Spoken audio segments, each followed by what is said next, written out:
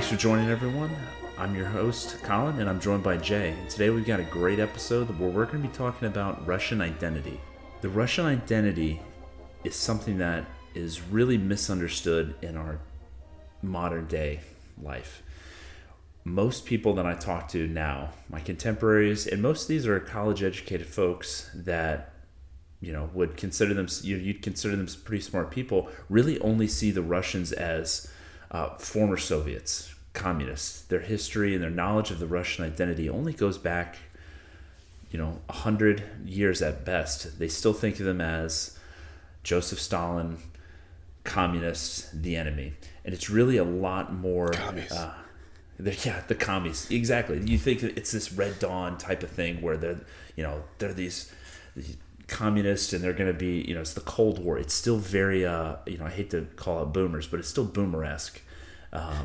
And it's really not that at all. It goes a lot further. Yeah, no, it goes a lot deeper than that. It actually dates back 1,000 years. And if you're going to understand, someone who really we as the United States views as an enemy now, we have to understand who they are and who we're up against. And Vladimir Putin, as a leader, is really tapping into the national identity of Russians in order to legitimize his actions now. We talked about it last week with, Russia viewing Ukraine as, little brother and kind of wayward, a little brother who's gone on the wayward path. And we're going to find out why he believes that. And really, he has a lot of legitimacy in seeing the Ukrainians as wayward brothers, and they have a shared history, and we're going to talk about that today. The Russian identity really begins going back about 1,200 years to the Kievan Rus, and there's a man who's a Varangian by the name of Rurik. And so if you don't know anything about the Varangians, they have a storied history of a warrior people. They were essentially what Varangian was the term that Byzantines used for the Vikings or Swedes. So Rurik was a Varangian, and he invaded Russia, began settling in what is now Novgorod, and established his kingdom there. And his successor, Oleg, eventually moved the Varangians down to Kiev, and that's where the Kievan Rus was founded. And over the next couple hundred years, the Kievan Rus began expanding from the White Sea all the way to the Black Sea, and established not an empire, but definitely a shared common culture and a territory that was pretty large and would encompass most of what we consider Western Russia. So the Kievan Rus we call them the Rurikid dynasty. So, and that lasted all the way really through the Mongol yoke, and we'll get to that in a second. So that Kievan Rus is a shared ancestry between Ukraine, Russia, and what is Belarus. So they all share this common Kievan Rus. Obviously, Belarus and Russia got this name from that.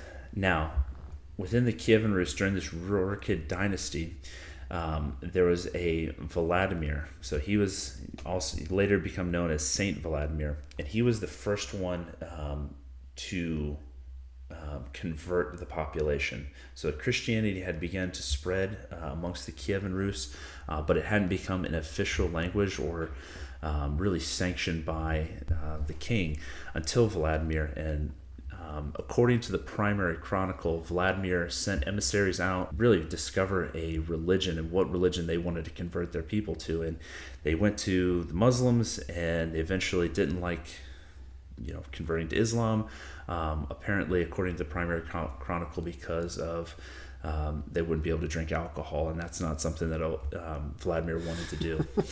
So yeah, exactly, can't blame him for that. Yeah, no, exactly. We get back then, especially back then, you definitely needed, it was a hard life, and they were warrior people. They wanted to drink their alcohol. So he explored the options of Judaism, and even before, it was prior to the Great Schism between East and West, but he had looked into more of a Latin Catholicism and decided against that because it felt kind of plain.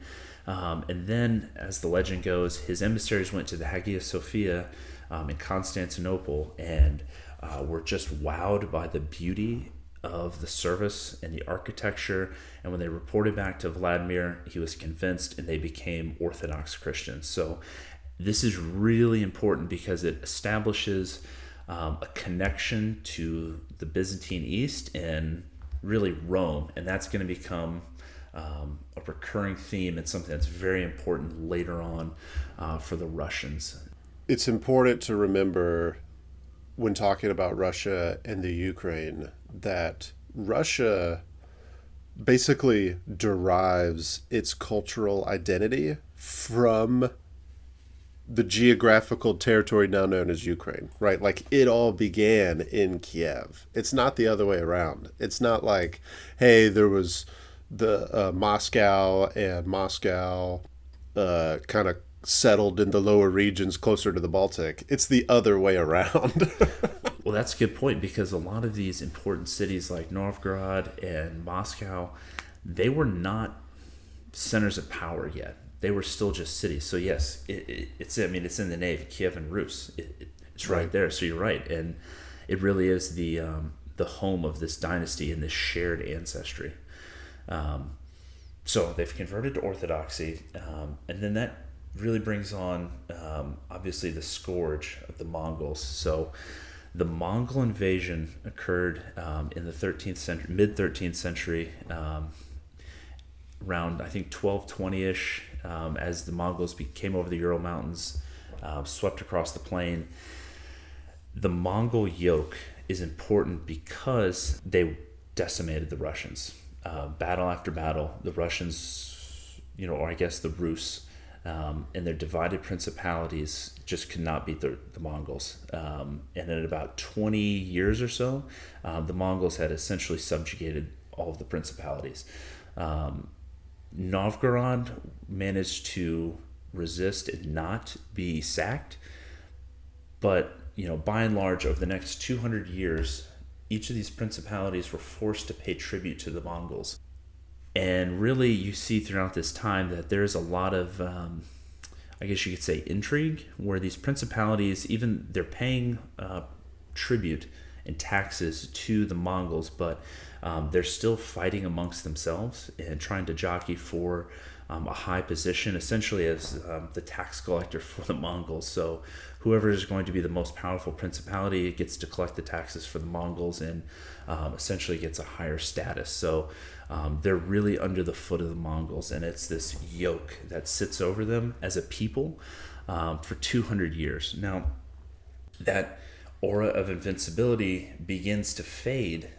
There's a leader by the name of Dmitri, and he ended up defeating the Mongols twice, actually, I believe. And that defeat, even though he wasn't able to shake the yoke, and honestly, the Mongols were not pushed out for another 100 years or so, he was able to have the Rus at this point be able to look to a central leader and say, we can beat the Mongols. The Mongols are beatable. And really, up until this point, the Mongols had not been beaten by very many people. They had stopped short of invading Western Europe, in Poland and Hungary. And that's, honestly, we can have another podcast about just the Mongol invasion. So that's a really deep topic to get into. Anyway, Dmitri, one of his descendants, Ivan III, Ivan the Great, as he is later known, takes on the first title of Tsar. So that's important because he then in 1480 is able to defeat the Mongols and break the yoke.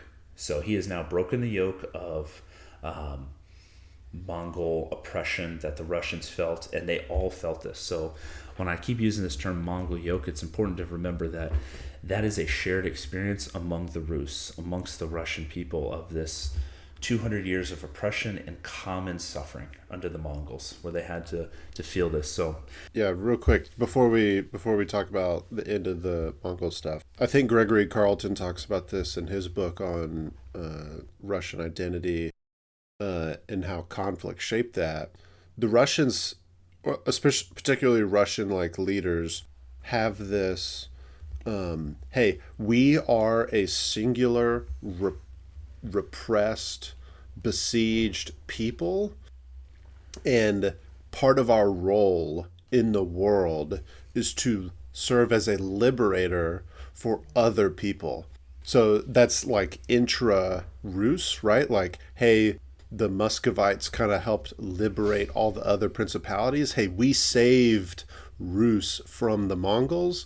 And then even more broad than that, the Mongols came from the east to the west, and they like communicating to other Europeans, hey, we protected y'all from the Mongols, and if it wasn't from us, or if it wasn't for us, the Mongols would have invaded all of Europe, but we fought them back. We fought them in our fields. Our sons and daughters died to protect y'all. So I think in the Mongol invasions, we see the beginnings of this savior complex that does have some historical legitimacy to it. Well, and that's not going to be the last time that we see that same idea that they are the saviors. The Napoleonic invasions, World War II with the German invasion, obviously hearing about a Russian winter. It's a tough place to fight. Russians pride themselves in it, that it is a difficult place to invade, and they're a tough people that really are going to be able to fight them, eventually win out. It's really almost a battle of willpower. And I think that's what a lot of Russians have come to believe about themselves. Like you said, they have a very strong will that they can suffer for 200 years and eventually win out, despite being under the foot of the Mongols, which they were. The Mongols were no joke. They imposed heavy taxes, heavy tributes, and they were ruthless in warfare. So, no small task. Now, the Mongol yoke breaks. So then we move on to Ivan. And Ivan the Great does that. He's the first one that uses the term Tsar. It's not, Tsar of Russia, but you do see that term Tsar. It's not until Ivan the Terrible comes along that he becomes eventually the Tsar of Russia and takes on that mantle. And the reason that term Tsar is important, so Ivan the Great, Ivan III, Ivan the Great, he married a Byzantine princess. It's important to remember that connection, because that's another piece of the Russians believing that they have inherited, and they are defenders of Europe, defenders of Christendom, and they have this connection to Byzantine East and really Rome. So this idea, and Tsar is, it's basically Caesar. So it's this idea of a third Rome that they're establishing in Moscow. And that idea really starts to take root. But, so Ivan the Great, he marries a Byzantine princess. She's related to the last emperor of Constantinople. And then Ivan the Terrible takes on that mantle of Tsar, and he begins to unite the principalities. So from Moscow, and this is where Moscow becomes the center of Russian power. So he begins to unite them, and Ivan the Terrible is really a complex figure, because he is both very intellectual, he's very devout, he's very logical initially. And then you see him in his later years become extremely irrational. He is a man of great cruelty and paranoia. So the first couple years of his rule, he is a reformer, but then his wife, who he suspects is poisoned, dies, and that just unleashes all the paranoia that he had built up from dealing with the boyars, who were essentially nobles, the Russian nobles at the time. All the paranoia he felt just unleashed, and he became Ivan the Terrible, because he began persecuting the boyars and basically confiscating lands, and became this real power grab. So he began to start confiscating those lands and absorbing all power up into him, and delegitimizing the aristocracy of Russia. Important to note, because Ivan the Terrible has become a more popular figure in recent history in Russia, where a lot of these, Putin and some of these other Russian leaders, even Stalin to an extent, would look back at Ivan the Terrible and say, he wasn't a bad leader, and they look to his example. As a matter of fact, I think the first statue of Ivan the Terrible was erected just a few years ago in Russia. So, yeah, exactly. See, that's super fascinating, because I could see them being like, hey, strong leadership requires harsh measures. I think that's kind of the point I want to make with that is having a dictator, having a ruler who is willing to um, go to extreme lengths and impose a lot of oppression on his people is not something new for the Russians. They just came out of the Mongol yoke, and now they've got this oppressive leader who is confiscating lands. He's unpredictable. You really don't know what he's going to do. I mean, he literally left. He basically faked an abdication in order to basically stick it to the people and have them beg for him to come back. And they did. Um, so, it's almost, people don't know if he was being crazy or it was just a master political stroke, but it worked. Like the 1560s for Russia at this point were pretty tough. They had suffered some losses, invading Poland, or Poland, Lithuania at the time. It was not, it was a tough decade for him. And he basically was like, okay, well, you think I'm bad, I'm going to leave. And left it basically to the boyars. And there was this, basically political vacuum that was wide open. And we've, anytime in history there's a vacuum, something's got to fill it. And, this political vacuum, and for about a year. And then finally they begged him to come back, and he came back, and he was more popular, he was a popular leader again. So he basically got to get away with it. It's pretty fascinating. But my point in all that, the Russian people now at this point, or the Russians, have had 700 years of a common history that they can share with Ukraine, with this Kievan Rus, and it's a shared ancestry. They have this connection, a religious connection to the Ukrainians in Orthodoxy. They have a shared language, Cyrillic, which was basically, there's a linguist named Saint Cyril who was sent out from the Byzantine Empire, and he basically, this is oversimplifying, but made up an alphabet for the Slavs and made Cyrillic. So that's where Cyrillic comes from. It was, so there's a shared language, shared religion, shared connection to Rome that they had, and really this common theme of oppression, repression, and just a tough overall existence. Whether they're under the yoke of the Mongols, they're under the yoke of a dictator. So at this point, Russia now, we're getting into the 16th century. And then they start transitioning with leaders like Peter the Great. He was someone who wanted to modernize Russia. If you look at some of his reforms, he brought in factories. He wanted to build up the army. He basically westernized Russia. And there is an interesting, thought on Peter the Great. And what was the time gap between Peter the Great and Ivan? It was almost 100 years. It was a little over 100 years. So yeah, a little over 100 years. So Peter was born in 1672. And then he became emperor. So he wasn't he was czar initially. In 1682, he became kind of a co-ruler with his older brother, who was more or less incompetent and sickly, and he was czar, and then he took on the mantle of emperor the last couple of years of his life. But so 1682, so it's a little over 100 years. So there's a time gap, but you're talking in 1682, most of Western Europe is, they're coming out of the Renaissance, the Reformation. They're starting to, I can't say modernize, but they are going through a lot of political reforms, and they are... Peter understood how backward his country was relative to the rest of Europe. I think that's a good way to say it, yeah. Russia was behind the times. Peter knew it. He wanted to change it. And that, right. Looking back on it, there has been some controversy. And I was looking up the quote.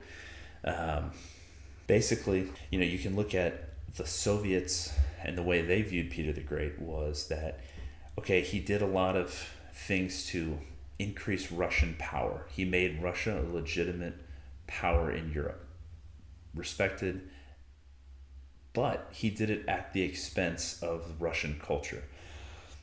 He did it by making Russia France and England instead of making Russia Russia. And that's kind of in a very simplified form, thought. That's what he did. And so that's the controversy. Okay, well, he expanded Russia, and Russia began expanding, and it really starts expanding both south and east. And then so actually with that southward expansion against the Turks, he starts retaking parts of what is now Ukraine. So like the Crimean Khanate, between Peter the Great and Catherine the Great, the Russians began moving just further southward. And initially they just started beating the Turks in several different wars, and they just started basically taking territory, annexing territory. The Crimea Khanate for a while was its own independent Khanate that basically paid tribute, and then the Russians annexed and they just took it over. Very similar to what they did in 2014. They just kind of annexed and said, well, this is that sounds familiar. Yeah, this is ours now. So this is Mother Russia now. But yeah, they retook a lot of this, what is now Ukraine. So starting with Peter and Catherine, they started retaking what is now Ukraine and building the Russian Empire. So there's, during this time, I think this is where you start to see the seeds of what would later become the Bolshevik Revolution in Russia, because there is this conflict between the Russian elite and aristocracy, who were many of them Prussian and not Russian. They were they liked the Western courts. They wanted to westernize. They wanted to be a European power. And then you see with the Russian people the disparity in lifestyle. It just grew. Peasants were basically in a hopeless existence. And again, we go back to the theme of living under repression, living under the boot, living just a tough existence that they had to, overcome and survive. And they just lived that for several hundred years. And, there's a Decembrist revolution that occurred with the Decembrists, basically seeing how the rest of Western Europe was living and how the peasants in Russia are living, and how really not even the peasants, but everybody outside of the ruling class was living and what they were getting. Right. And the Russians weren't doing it. And again, it goes back to, like you said earlier, the Russians are backward. They're behind the times. And some wanted to change. And so it's a conflict between what is Russian and what is Western. Obviously, we're covering like 1,000 years of history right here in a 30-minute podcast. So this could be a whole series. So we're obviously skipping very large events, but really the idea, again, is just to paint a picture of what the Russian people are. So, then we get to the Bolsheviks. The Bolshevik Revolution occurred. The Romanov family was assassinated. You had, white Russians versus red Russians. They utilized that class conflict that had been brewing for a long time, with the Decembrists. And really just they took this idea that for a long time the Russian people had been exploited. They have lived under the boot of the elite, of the aristocrats, and they wanted to, I don't want to use the term flip the script, but they said, okay, let's take the proletariat and let's put them in charge. They're going to the workers are going to control the means of production now. And that's why that messaging was able to resonate with the Russian people, because they were tired of it after, 400 or 500 years of living a tough existence. It really took root. And, the Russian Revolution, living underneath Stalin, especially in those early years of communism, I don't think Americans really realize how bad it was for the Russian people. And if you think about it, the Russians came out of World War I. They have the Russian Revolution. There's a civil war between red Russians, white Russians. Then there is obviously the Bolsheviks win. They take over. Then with these plans that Stalin has, of these 5-year plans, we're going to industrialize. We're going to bring Russia. It's this idea that we're going to bring Russia. We're going to modernize Russia. We're no longer going to be this backwards old country. Again, you see it. A lot of people died, whether it was political. You had political people, you had people who were, the bourgeoisie, who were considered the landowners. You were lucky if you just got your land taken and you weren't sent to a gulag or killed. And then through this system that they created, there was mass starvation with the Holodomor, killing millions of Russians and Ukrainians, just in numbers that I don't really think that we as Americans really comprehend. And I think there's a quote by Joseph Stalin. What is it? The death of one man is a tragedy. The death of a million men is a statistic. We just look at it like, right. 20 million Russians died between 1920 and 1945. 20 million, and you don't even know. It almost doesn't even register. So then you've got 20 years of this just modernization, quote, industrialization, under the boot of the Soviets, and then you have World War II with the German invasion. And obviously this is pretty famous, and we sort of skipped over this, so I'm gonna go back real quick. Napoleon invaded Russia, and that invasion was, everyone knows, disastrous. I think it was a 4-month invasion. He ended up burning Moscow. Well, he got to Moscow and was burned down. It was a disastrous event for Napoleon. At that point, basically unbeatable. He took a huge army, marched into Russia, it got stuck in the dead of winter.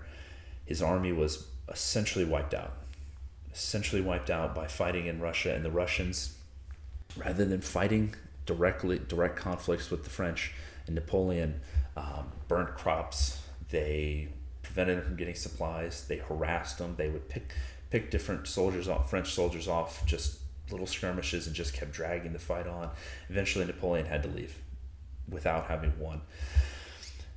Now, fast forward to World War II, the Germans, in Operation Barbarossa, which, little sidebar here, we can probably thank the Greeks too, because the Italians were supposed to take over Greece, but obviously Mussolini was not a very competent leader. Couldn't get Greece under control by himself, had to use the Germans. The Germans came in, and that really delayed Operation Barbarossa even if it was just a couple weeks. That pushed the invasion into, all the Russians had to do at that point was drag it on. Hey, we're going to throw bodies at the Germans. We'll sacrifice a lot of people, but we're going to drag this fight on, and we'll lose those people. We don't care. They're either going to be mowed down by our machine guns or the German machine guns, but we're not going to surrender. So then the Germans invade. The Germans kill thousands and thousands of people. They level cities. They get, bring Russia basically to its knees. The Soviet Russia, to its knees. But the Russians are able to withstand that. The Germans can't continue fighting in the Russian winter, take massive casualties, and then the Russians create this massive encircling movement, and eventually cut the Germans off. And it's basically they're racing the Germans back to Berlin, and they're trying to retreat as fast as they possibly can to prevent from being encircled. Most of them don't make it back, and obviously the Russians had a massive part to play in the German defeat of World War II, something that, again, I don't think we really appreciate, because we see movies like Saving Private Ryan, where everything is from, hey, we're going to look at France and the Battle of Britain and our invasion of Germany. But in reality, if the Russians hadn't been fighting the Germans on that second front, the war could have gone very differently. And the Russians lost a lot of people. And going back to what you said, where the Russians have this idea of, we are the ones that, you owe us a lot because we've defended Europe. We have our sons, our daughters, our people have bled and died in order to achieve this victory. That's kind of what they did. And they really absorbed a lot of losses to defeat the Germans. And then they declared war on Japan as well. I'm glad we're kind of looking at the Napoleonic invasions in World War II kind of in parallel, because I forget where I read it, but Tolstoy was one of the first to frame Napoleon's invasion as a people's war, in that even at Bordeaux, where the Russians still lost, the the the main culminating battle of Napoleon's invasion, the Russians lost, but Napoleon lost the big picture, and Tolstoy attributes that to the Russian people, their ability to endure hardship and their ability as a collective whole to repel invaders and to accomplish national objectives. This is absolutely a theme that the Russians appealed to, the Soviets appealed to during World War II, right? Like it was a national people's effort to repel the Russian invaders. And now today, when Putin is attempting to mobilize his own people against the Ukrainians, he's appealing to these same themes of the Russian people must endure a heavy and difficult burden, but we will ultimately triumph in the end. It's the same theme that we've seen in Russian history for, hundreds of years. Going, like you just said, so going to Putin, even just doing Putin's, we'll just basically call it what it is, his reign over the past 22 years, you know, he had a very difficult war in Chechnya, which, actually there's been multiple conflicts in Chechnya between the Chechens and the Russians. And those wars did not go well for the Russians initially. They were very bloody. Obviously, the Russians, when they were fighting them, were very different than the Soviets. They did not have the same kind of power. Right. They were disorganized. They were poor. They absorbed a lot of casualties, but they also inflicted a lot of devastation, and that was something that they were willing to do. And so, I guess to your point about this being a people's effort, when we talk about a Russian identity and who the Russian people are, Putin is, I think, just looking at it now, looking to this identity of a people who have a common ancestry between the Russians and the Ukrainians. So he's like, hey, we're bringing little brother back to heel. He is saying that, okay, Russia, the people of Russia, you are strong, you're tough, we have a will, we have an iron will. We can beat anybody eventually. You're going to have to endure this in order for us to achieve this objective and bring little brother back, because we are one people. We are one. And I think by and large, a lot of Russian people have bought into that and are okay with it. Oh, heck yeah.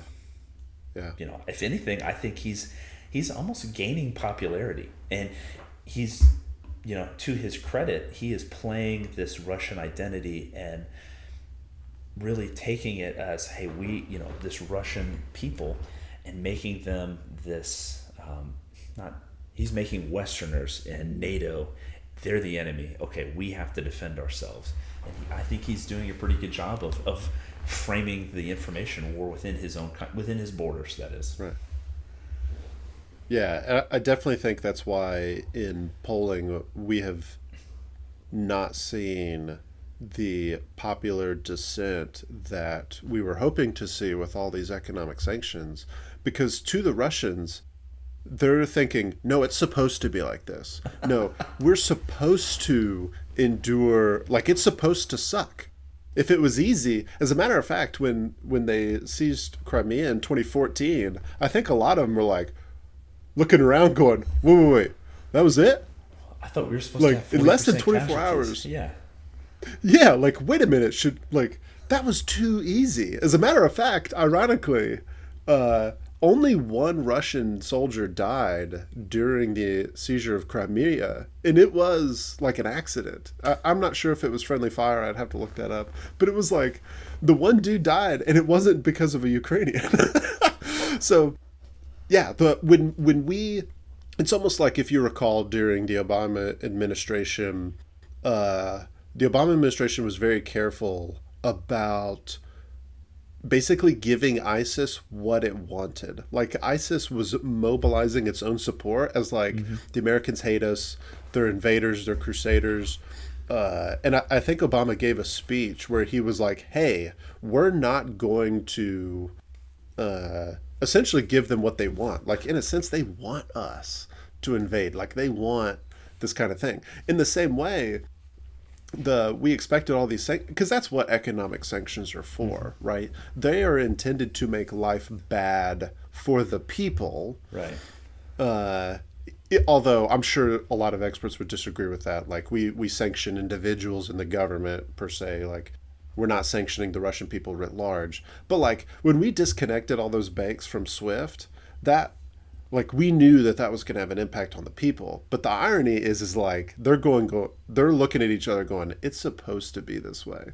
Yeah, it's just, and I think that's the story we're trying to tell here is for over 1,200 years now, the Russians have endured a lot. They will continue to.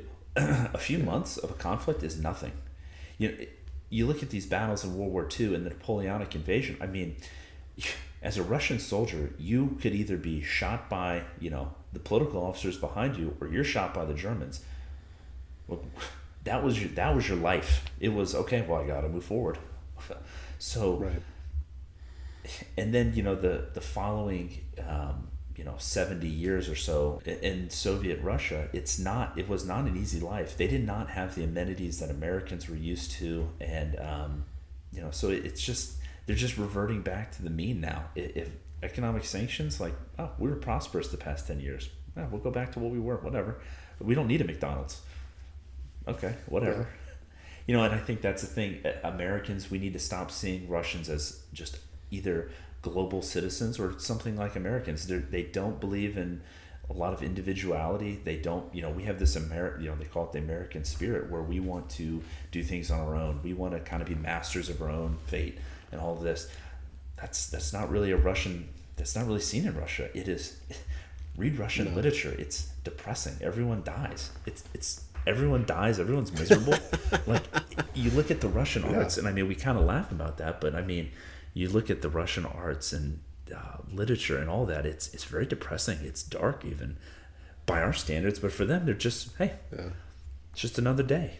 It is a collective. It is a people that, we laugh about it, the Russian winter. I mean, we see videos and people laugh about it, how they're sleeping in the snow and drinking vodka. It's like, well, they've been doing that for over 1,000 years. I mean, it's nothing new.